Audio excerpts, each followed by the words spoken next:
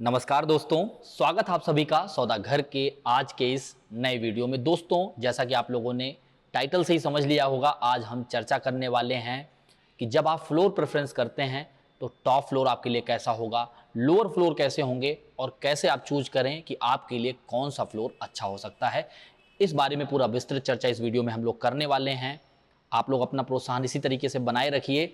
आप अपने चैनल को सब्सक्राइब कर लीजिए, सौदा घर को लोगों तक भेज भी दीजिए और लाइक करने के साथ अब आगे बढ़ते हैं। सबसे पहले बात करें कि आखिर अगर आप जब फ्लैट खरीदने निकल रहे हैं तो आपके दिमाग में क्या वो चीज़ है जो आपको प्रेरित कर रही है कि आप अपना घर खरीदें या निवेश करें। उस प्रेरणा को पहले समझना जरूरी है, उसी में सारा राज छुपा हुआ है। यानी कि आपके मन में क्या चल रहा है, क्या आप अभी निवेश करके बाद में खुद रहना चाह रहे हैं या खुद अपने लिए लेना चाह रहे हैं, या फिर आपके घर में कितने मेंबर रहने वाले हैं। ये सारी बातें इसलिए ज़रूरी हैं क्योंकि अगर आप टॉप फ्लोर सेलेक्ट कर रहे हैं किसी भी बिल्डर के यहाँ, तो वहाँ पे जाहिर सी बात है अगर आपके फैमिली में ज़्यादा वृद्ध लोग हैं, एल्डर लोग हैं, तो आप प्रेफर नहीं करेंगे या आपको करना नहीं चाहिए। क्योंकि सपोज किसी पॉइंट ऑफ टाइम पे अगर लिफ्ट खराब होता है तो ऐसी स्थिति में आपके लिए थोड़ी असुविधा हो सकती है और जो लोग वृद्ध हैं उनके लिए काफ़ी असुविधा हो सकती है। दूसरी चीज़, यदि आप अपने लिए देख रहे हैं जहाँ पे फैमिली के लोग कभी कभी आने वाले हैं, तो जाहिर सी बात है आपके लिए टॉप फ्लोर काफ़ी अच्छा साबित हो सकता है। उसके कई कारण हैं। एक तो आपको प्राइवेसी अच्छी मिल जाती है, दूसरा एयरी रहता है, लाइट रहता है। ये सारी चीज़ें होने के साथ साथ आपको ऊपर जो है स्पेस, थोड़ा स्टोरेज का ज़्यादा मिल जाता है। यानी कि आज की डेट में अगर आप देखें, टेरेस जो है वो एक्सेसिबल नहीं है। तमाम जो घटनाएं हुई हैं उसको लेकर, ऊपर सोलर पैनल्स होते हैं, इसके लिए अब टॉप टेरेस को एक्सेस नहीं दिया जा रहा है।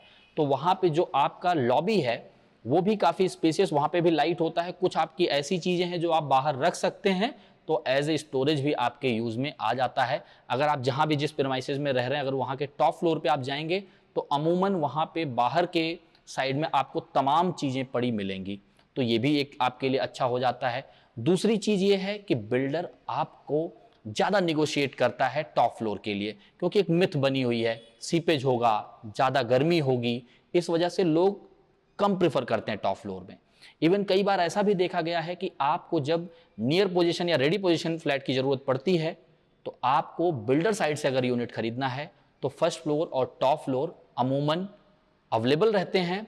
और वहाँ पे बिल्डर फ्लेक्सिबल भी है क्योंकि वो यूनिट लंबे समय से पड़ा हुआ है, अब उसे वो एग्जिट करना चाहता है, उसे गरज है बेचने की, आप उसे प्रेफर कर सकते हैं क्योंकि वहाँ रहने में कोई ऐसी असुविधा नहीं है। बात करें इसके जो नुकसान थोड़े बहुत हैं, आउटर वॉल जरूर ये है कि क्योंकि वो नॉन कंडक्टर का काम करती नहीं है, तो वहाँ पे आपको थोड़ी गर्मी जरूर ज़्यादा रहेगी। यानी कि अगर नीचे का टेम्परेचर x है तो यहाँ x+2 टेम्परेचर जरूर रहने वाला है। दूसरी चीज़ बात करें, अगर आपके घर में बच्चे हैं, एल्डर्स हैं, तो आपको प्रेफर करना चाहिए आप लोअर फ्लोर्स पे लें, यानी कि फर्स्ट सेकंड से लेके फिफ्थ फ्लोर के बीच में ज़्यादा अच्छा रहेगा।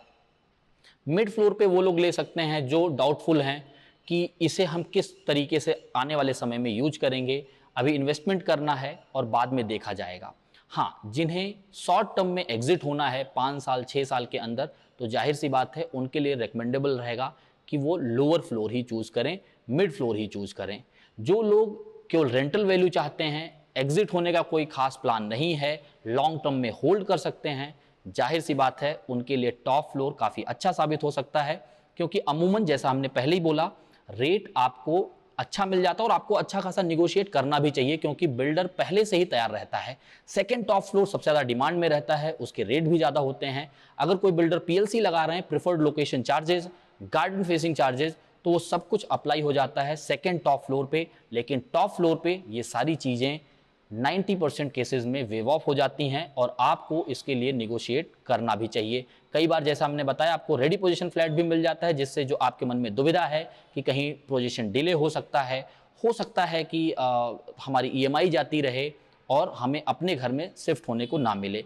खासकर जब रेंट पे देने की बात आती है तो जो लोग रेंटल पे रहते हैं, यंगस्टर हैं, उनको पसंद आता है टॉप फ्लोर, व्यू अच्छा रहता है, ऊपर से कोई देखने वाला नहीं है और टेरेसेस, स्टोरेज, ये सारी चीज़ें ज़्यादा उपयोगी साबित हो जाती हैं। तो जाहिर सी बात है अगर इन सब चीज़ों को मैं समअप करूं, आप अगर रेंटल वैल्यू चाहते हैं, लॉन्ग टर्म के लिए आप निवेश कर रहे हैं और आपको एक सेम कारपेट सस्ते में चाहिए तो टॉप फ्लोर के लिए जाना चाहिए। यदि आप थोड़े से एक्सरसाइज फ्रीक हैं, आपको आउटिंग पसंद है और आप लिफ्ट वगैरह कम प्रयोग करते हैं तो आपको थर्ड फोर्थ फ्लोर ज़्यादा अच्छा रहेगा, क्योंकि आप सीढ़ियों का प्रयोग करके आ जा सकते हैं। यदि आपको जल्दी एग्जिट करना है 5-6 साल में तो आपके लिए रिकमेंडेबल रहेगा कि आप मिड फ्लोर ही सेलेक्ट करें।